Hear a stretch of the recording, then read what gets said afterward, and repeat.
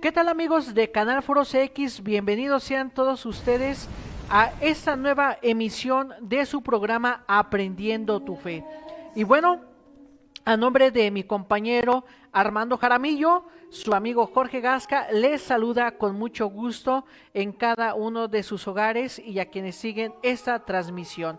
Bueno, les pedimos que compartan en sus redes sociales este programa que va a estar muy interesante, pues vamos a hablar de la solemnidad del cuerpo y la sangre de Cristo.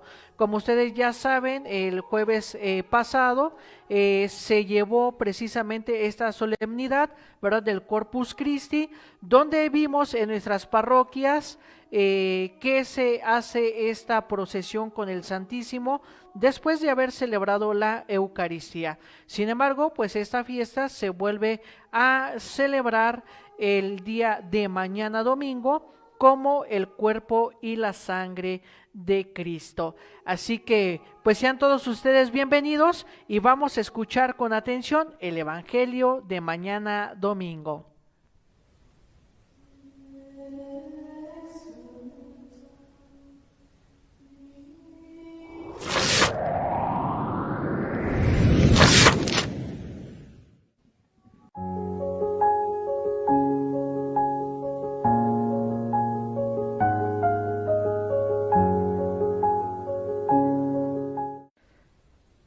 Lectura del Santo Evangelio según San Marcos. El primer día de la fiesta de los panes ácimos, cuando se sacrificaba el Cordero Pascual, le preguntaron a Jesús sus discípulos: ¿Dónde quieres que vayamos a prepararte la cena de Pascua? Él les dijo a dos de ellos: Vayan a la ciudad, encontrarán un hombre que lleva un cántaro de agua. Síganlo y díganle al dueño de la casa en donde entre: el maestro manda preguntar: ¿dónde está la habitación en que voy a comer la Pascua con mis discípulos?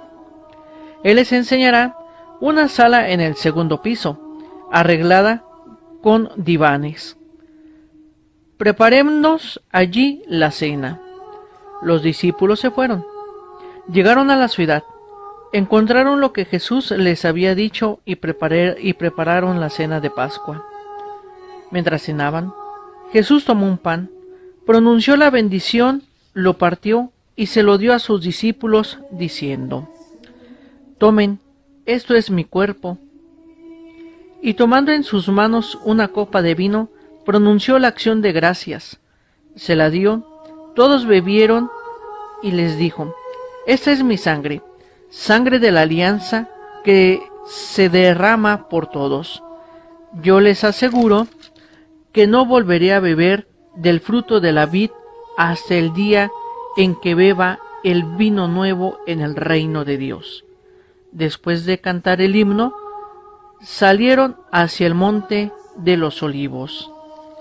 Palabra del Señor. Te alabamos, Señor.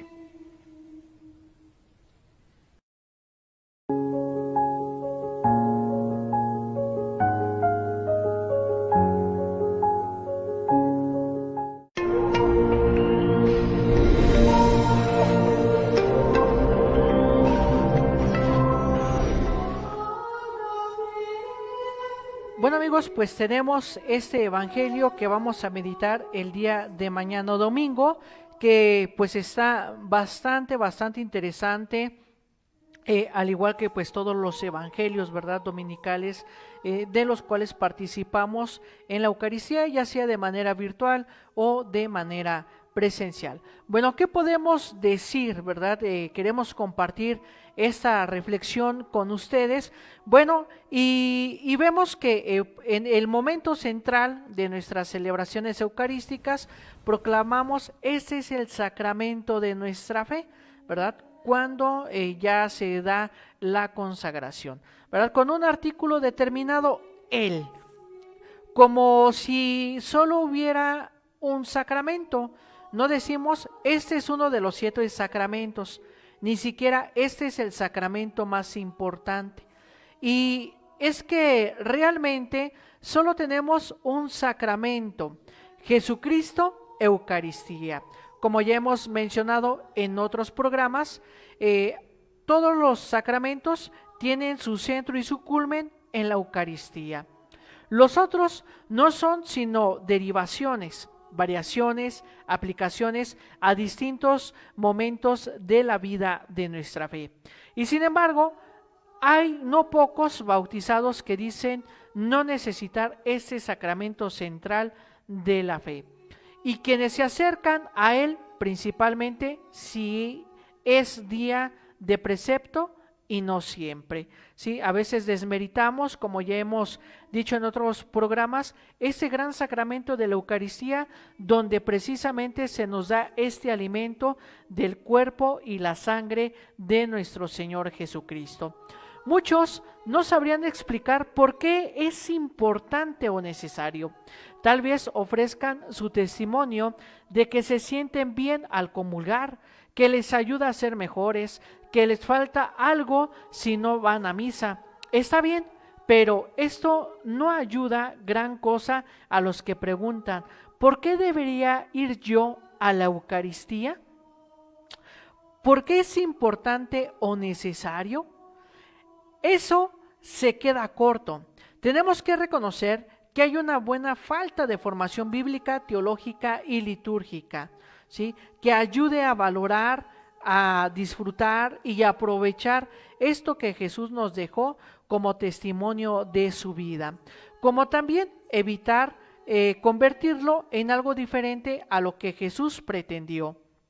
Teniendo en cuenta las lecturas del día de mañana domingo, nos queremos centrar en algunos aspectos. Primero, comenzamos por subrayar y recordar que en la Eucaristía hacemos un pacto de sangre con Dios. Las palabras pacto, alianza, a veces lo escuchamos como alianza nueva, y testamento, son sinónimos, ¿verdad? Precisamente dan nombre a cada una de las partes de la Biblia. Para comprender su importancia y alcance, necesitamos mirar al que fue el primer testamento. Ahora se refiere a este nombre, o antigua alianza o pacto. En el principio, Dios quiso elegir, ¿sí?, y construir un pueblo y sellar con él un compromiso. En las culturas antiguas había 2 formas de hacerlo: con un banquete y con sangre de animales. La iniciativa de Dios, que llevó a fijarse en un grupo de gente que se encontraba en Egipto en estado penoso, es decir, en esclavos, dispersos, sin identidad, y empezó puliéndoles que cenaran juntos antes que emprender aquel largo éxodo, como lo podemos encontrar en el Antiguo Testamento. Porque compartir la misma mesa supone empezar a crear lazos de amistad y comunión. Para los pueblos mediterráneos esto era y es muy significativo. A la gente nos importa la invitación a comer. Las personas de mayor confianza y cercanía comparten a menudo la misma mesa. Cuando queremos celebrar algo importante, comemos juntos.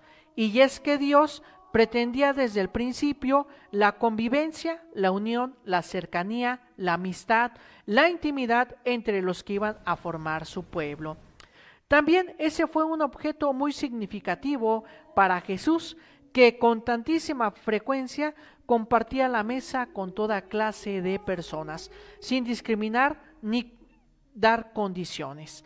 Y se lo llegaron a reprochar: este come con pecadores. Les escandalizaba por lo que eso significaba: una oferta de amistad, cercanía, acogida, intimidad a personas frecuentemente alejadas de Dios, y lo hacía en el nombre de su Padre. Era parte esencial de su mensaje universal y del verdadero rostro de Dios. Comía también a menudo con sus amigos más íntimos, es decir, con sus discípulos. Tanto que el criterio de discernimiento para buscar el sustituto de Judas y nos servía como la primera definición de discípulo. Es el que ha comido con Jesús. Precisamente su despedida y testamento consistió en una cena en la que pidió a sus discípulos ser uno, amarse, ¿sí? Sabrán que es de los míos por el amor que haya entre nosotros. Compartir la mesa, por tanto, debe estrechar los lazos entre nosotros, porque si no, la vacilamos de este sentido. No es lo que Jesús quiso. No podemos privatizar el cuerpo de Cristo pretendiendo comulgar con Él y excluyéndolo o ignorando a los que comparten con nosotros la misma mesa.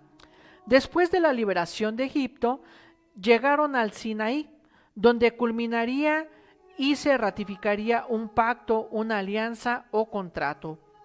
Lo resume esa frase repetida en la Escritura: vosotros seréis mi pueblo y yo seré vuestro Dios. Moisés presenta al pueblo las palabras, los mandamientos que ha escuchado a Dios y que había puesto por escrito. El pueblo repite que haremos lo que manda el Señor, y luego viene un rito hecho a base de sangre de animales por el que se sella un pacto de sangre, ¿verdad? Donde en este pacto de sangre, para lo cual toman sangre de animales que se derrama a la vez sobre un altar, Dios y sobre el pueblo, expresando con este rito que ambos quedaban comprometidos de por vida, ¿verdad? Es decir, por medio de la sangre. Y así se convertían en una nueva familia, consanguíneos, que se definía por hacer, lo que les decía el Señor. Y el Señor, por su parte, se comprometía a estar siempre con ellos. Esto es lo que vamos a escuchar en la primera lectura del día de mañana domingo. Jesús reformulará esa alianza. Primero habrá un solo mandamiento nuevo: amarnos como Él nos amó.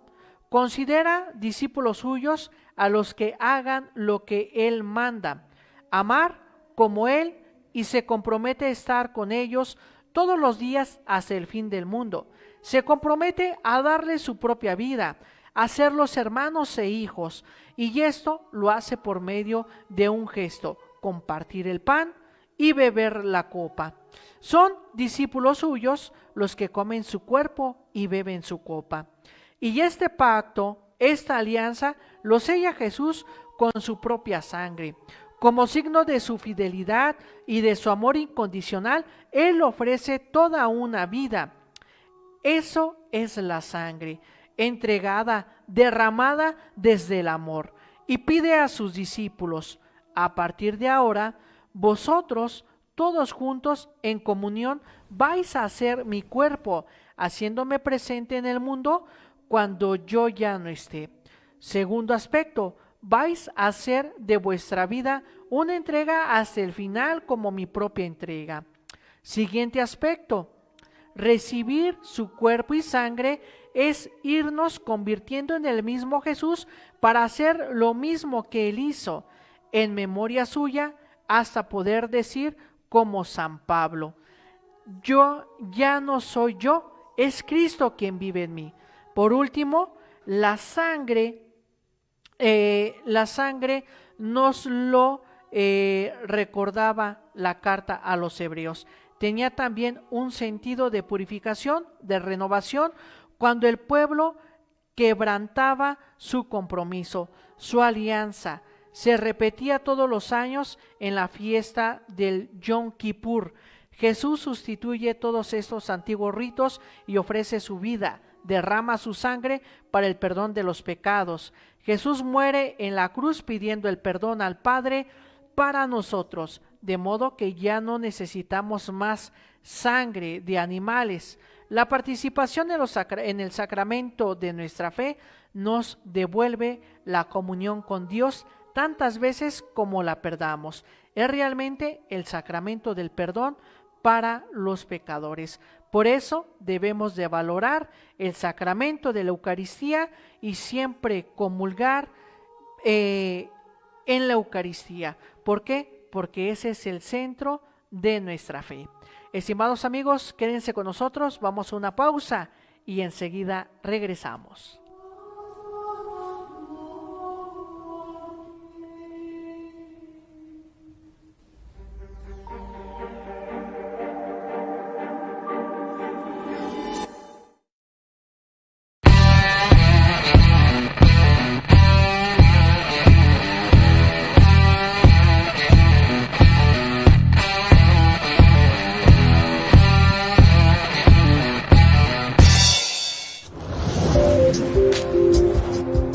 Barra de opinión. Presten atención, la verdad es que hemos tenido buena audiencia y ciertamente... Entonces, bueno, pues tenemos que seguir con estas... Bienvenidos a una emisión más de la Sobremesa Política. Hola, ¿cómo están? Mujer, amiga Viri, te saludo, ¿cómo estás? Hola, buenas Canal Foro CX marca la diferencia.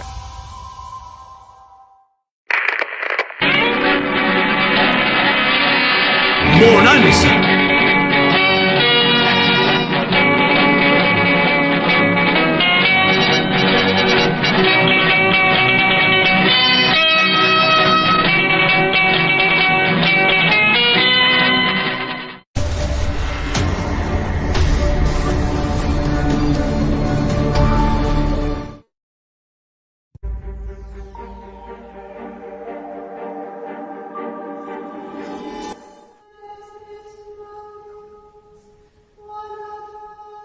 Ya estamos de regreso, estimados amigos, en este su programa Aprendiendo tu Fe. Y bueno, vamos a hablar ahora a partir de la liturgia, ¿verdad? En esta solemnidad del cuerpo y la sangre de Cristo, a qué es a lo que se nos prepara, ¿verdad? Litúrgicamente en este día. Así que vamos a nuestra siguiente sección.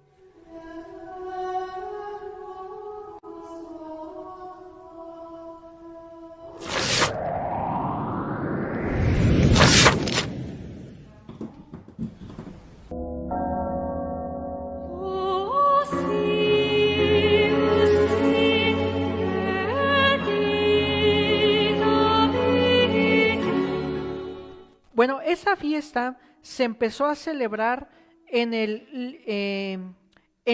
Lieja, en el año 1246. El Papa Urbano IV la extendió a la Iglesia Universal en el año 1264, dotándolo de misa y oficio propio. En el año de 1300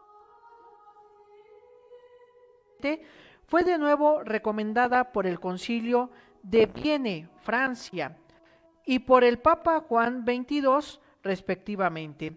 La conmemoración más célebre y solemne del sacramento memorial de la misa, con el Papa Urbano IV, ha recibido los nombres de Fiesta del Santísimo Cuerpo de nuestro Señor Jesucristo, Fiesta de la Eucaristía, Sínodo de Lieja y Fiesta del Cuerpo de Cristo, misal del año 1570.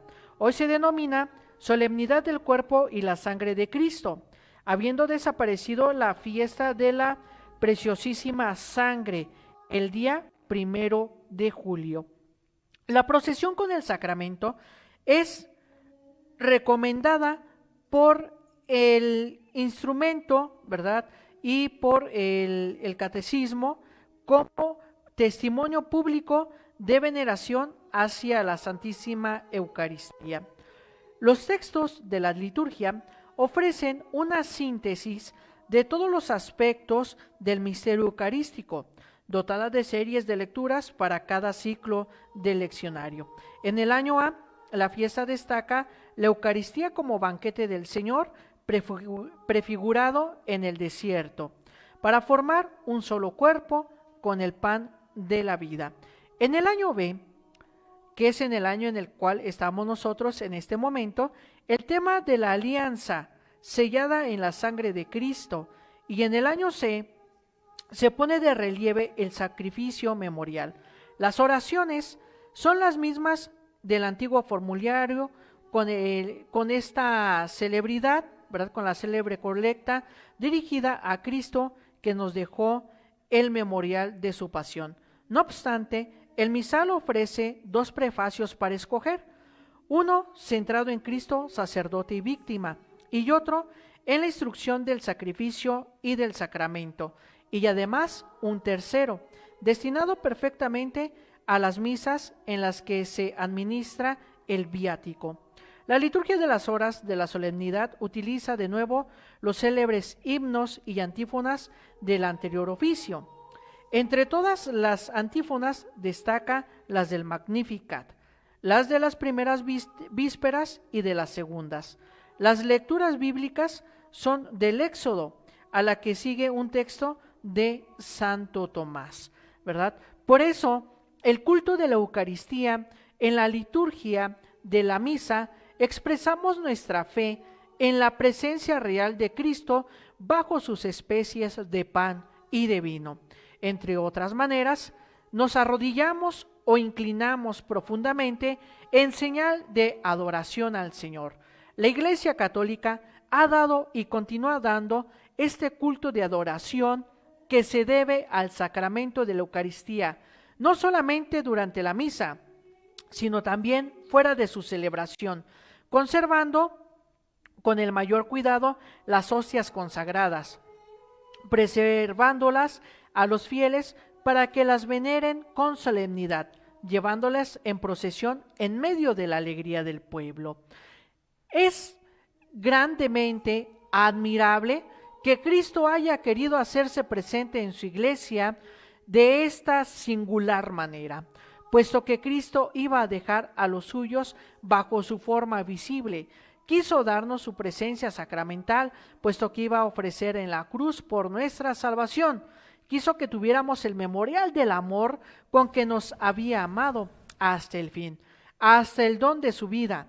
En efecto, en su presencia eucarística permanece misteriosamente en medio de nosotros como quien nos amó y se entregó por nosotros y se queda bajo los signos que expresan y comunican este amor. La Iglesia y el mundo tienen una gran necesidad del culto eucarístico. Jesús nos espera en este sacramento del amor. No, de alguna manera, escatimemos tiempo para ir a encontrarlo en la adoración, en la contemplación, llena de fe y abierta a reparar las faltas graves y delitos del mundo. No cese nunca nuestra adoración. Ya lo decía el Papa Juan Pablo II. La presencia del verdadero cuerpo de Cristo y la verdadera sangre de Cristo en este sacramento no se conoce por los sentidos, dice Santo Tomás, sino solo por la fe, la cual se apoya en la autoridad de Dios. Por ello, comentando el texto de San Lucas 22, capítulo 22, versículo 19, nos refiere lo siguiente: esto es mi cuerpo, que será entregado por vosotros. San Cirilo declara: no te preguntes si esto es verdad, sino acoge más bien con fe las palabras del Salvador, porque Él, que es la verdad, no miente, ¿sí? Y que de alguna manera esto lo recalca Santo Tomás de Aquino en la Suma Teológica. De aquí que nace ese grandioso himno, ¿verdad? El famoso Adórote devote, que versa lo siguiente: adórate devotamente, oculta deidad, que bajo estas sagradas especies te ocultas verdaderamente. A ti mi corazón totalmente se somete, pues al contemplarte se siente desfallecer por completo. La vista, el tacto, el gusto son aquí falaces. Solo con el oído se llega a tener fe segura. Creo todo lo que ha dicho el Hijo de Dios. Nada más verdadero que esta palabra de verdad.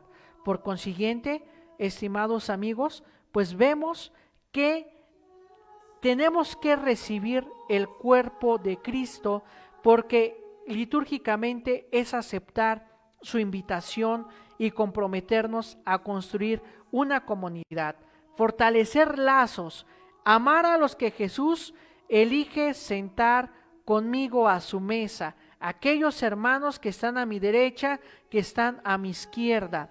Recibir el cuerpo de Cristo es integrarse en el grupo de discípulos, aceptar ser cuerpo vivo de Cristo y de vida entregada en el amor cada día, sellado por la alianza que Jesús me ofrece con su sangre.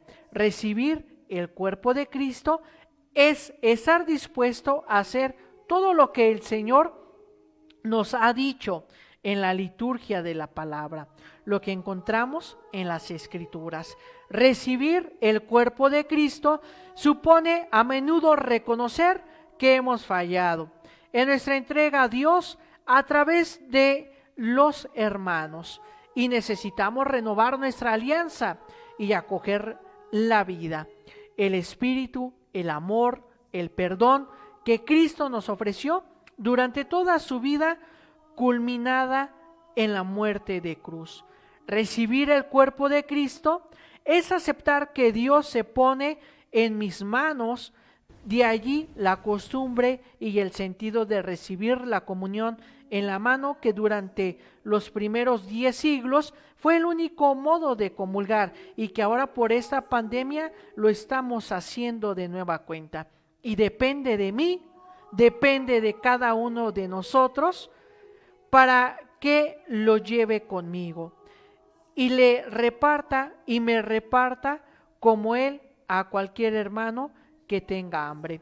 Recibir el cuerpo de Cristo no es un premio a los que son buenos, a los que creen, ¿verdad?, merecerlo, sino la ayuda que Cristo ofrece a sus discípulos débiles, pecadores, miedosos, traidores, porque bien sabe que sin Él no podemos hacer nada. Por eso para nosotros es una dicha, es una gran ayuda el tener este sacramento de la Eucaristía, porque allí renovamos nosotros constantemente nuestra fe, renovamos constantemente nuestro amor en Cristo Jesús. Retomamos de nueva cuenta nuestra gracia y al retomar nuestra gracia por el sacramento de la reconciliación, nos hacemos partícipes del el tener en nuestro cuerpo ese cuerpo y esa sangre de nuestro Señor y de ser esos templos del Espíritu, esos templos de Cristo. Por eso es importante valorar el sacramento de la Eucaristía, darle la importancia, darle su lugar que se merece y hacernos un tiempo. Si no podemos diario, dice en los mandamientos de la Iglesia, por lo menos los domingos asistir a la Eucaristía. Sabemos que en estos momentos ya podemos asistir de manera presencial, nada más hay que tener cuidado con el número de aforo que se permita por el semáforo, ¿verdad?, del COVID-19. Sin embargo, podemos participar también por medio del Facebook, por medio de estas plataformas digitales, con fe, con devoción, preparando un lugar especial para participar debidamente como se debe de esta Eucaristía, donde en esta Eucaristía se da la alianza que Cristo Jesús hizo para con toda la humanidad. Como cristianos católicos, bueno, pues no echemos en saco roto todo el sacrificio del Calvario que Jesús tuvo para con nosotros. No desperdiciemos ese costado de Cristo perforado donde se da a esta sangre divina a nosotros, ¿verdad? Y donde lo reconoce el centurión como el verdadero Hijo de Dios. Participemos entonces, queridos amigos, pues de la Eucaristía, resignificando nuestra fe. No le cambie, vamos a una pausa, quédese con nosotros, comparte en sus redes sociales este programa, vamos a una pausa y enseguida regresamos.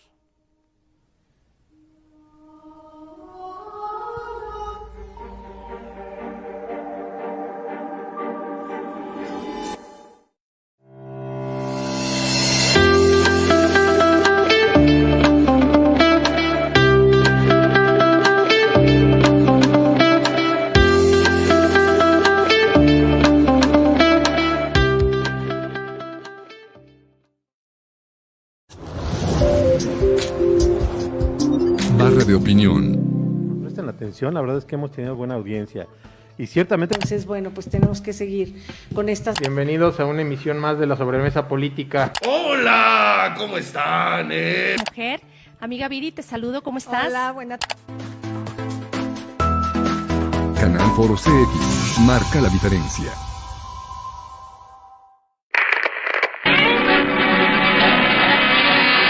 Bonanza.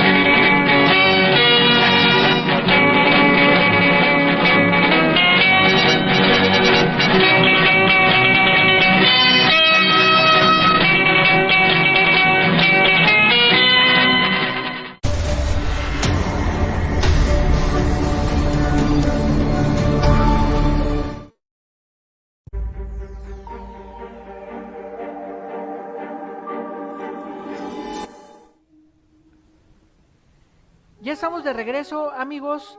Muchísimas gracias por estar con nosotros, por compartir este tiempo, este espacio con todos ustedes y permitiéndonos llegar a sus hogares por medio de esa plataforma de Facebook de Canal Foro CX y de alguna manera a toda nuestra audiencia que nos ve por YouTube, ¿verdad? Que también lleva el nombre de Canal Foro CX. Bueno, pues vamos a nuestra tercera y última sección de la vida social de la iglesia.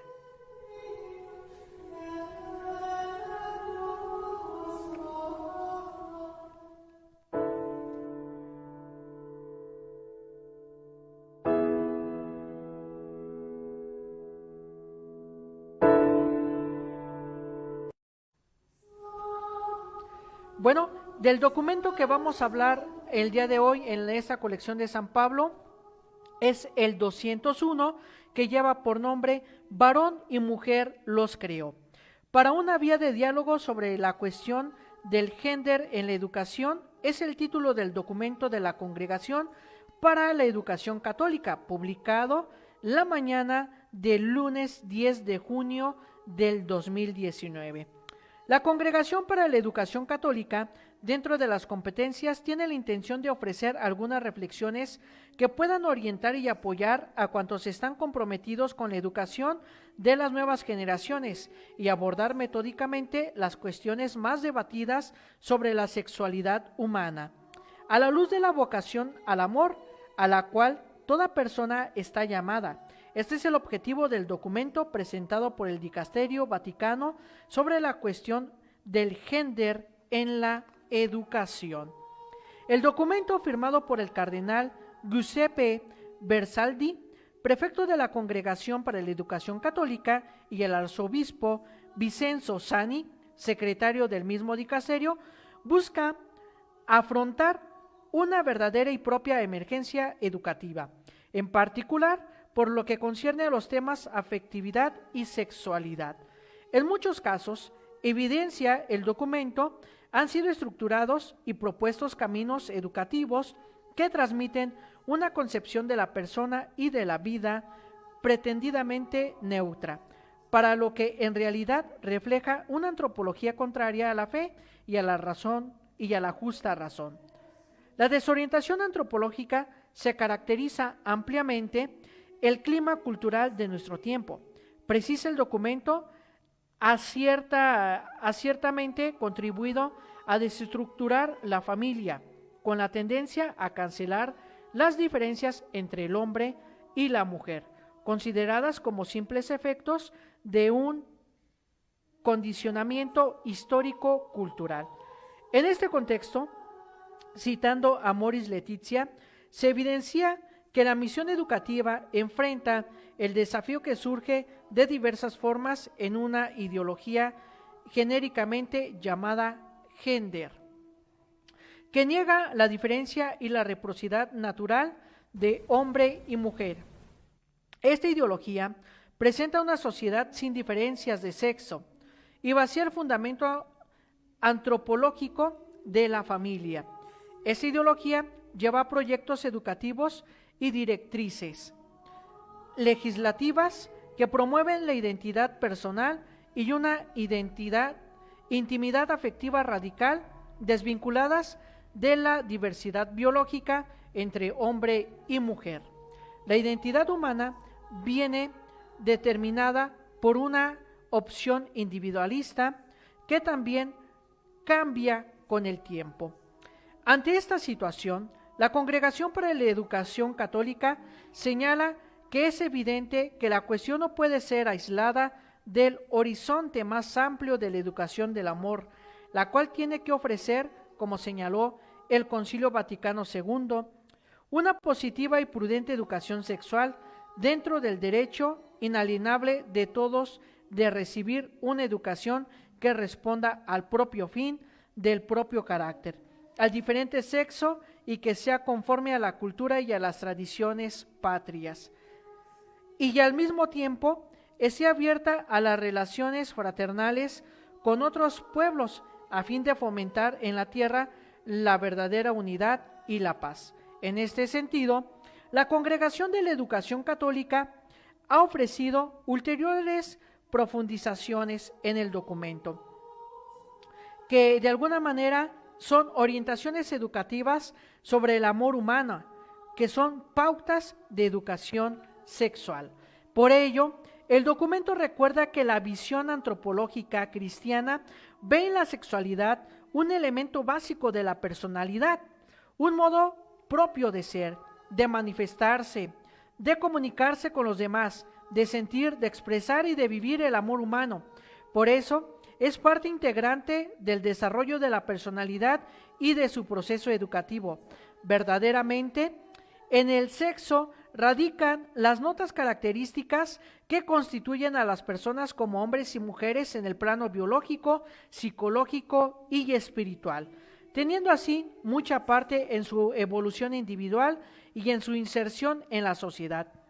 En el proceso de crecimiento, esta diversidad se lee en el documento, anexa a la complementariedad de los dos sexos, responde cumplidamente al diseño de Dios en la vocación enderezada a cada uno.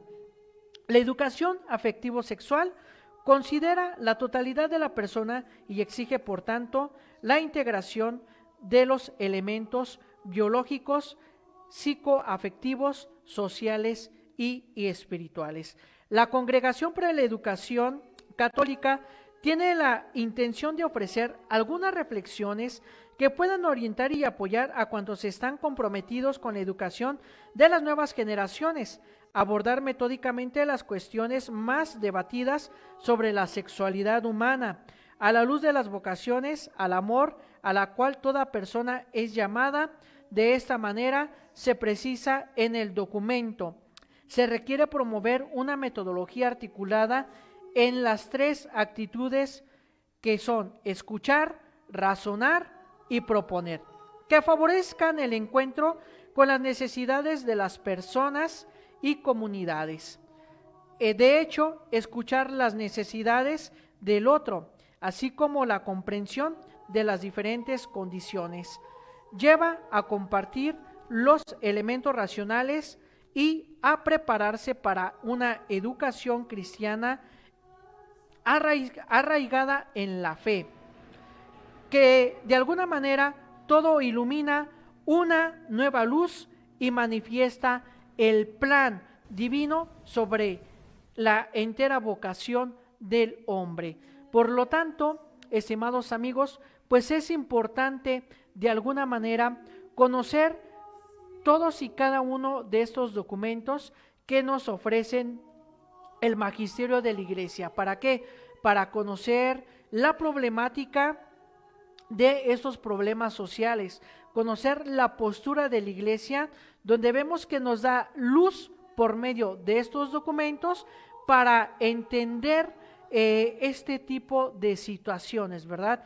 Como pues la ideología de género, que es lo que se está tratando prácticamente en este documento. Entonces no podemos dejar de lado, como cristianos católicos que somos, pues esta formación por medio de estos documentos que el magisterio de la Iglesia, vuelvo a repetir, nos ofrecen a cada uno de nosotros. A veces nos critican de que no estamos formados, pero ¿cuántas veces nos hemos preocupado y ocupado por nuestra propia formación? Por eso la intención de este programa del Aprendiendo tu Fe. ¿Para qué? Para compartir nuestro conocimiento, compartir nuestras experiencias y que veamos que nuestra formación católica, aunque el centro es la Sagrada Escritura de nuestra formación, bueno, también se nos ofrecen otros elementos que escriben los obispos, que escriben los santos padres a lo largo de su pontificado, y que de alguna manera, vuelvo a repetir, nos dan luz para tratar estos problemas sociales actuales a partir de mi fe como católico, a partir de mi visión católica y cómo los tengo que afrontar. Entonces, vuelvo a ser muy reiterativo en esto. Tenemos que estar al pendiente de estos documentos que nos ofrece el magisterio de la Iglesia Católica para ser nada más y nada menos que católicos, pues obviamente formados e instruidos. Bueno, estimados amigos, pues el programa se nos ha ido. Muchísimas gracias por estar con nosotros, por dejarnos entrar en sus hogares, y ya sabe que la próxima semana nos vemos con un programa más de Aprendiendo tu Fe. A nombre de mi compañero Armando Jaramillo, me despido de ustedes, su amigo Jorge Gasca. Nos vemos en nuestra próxima emisión.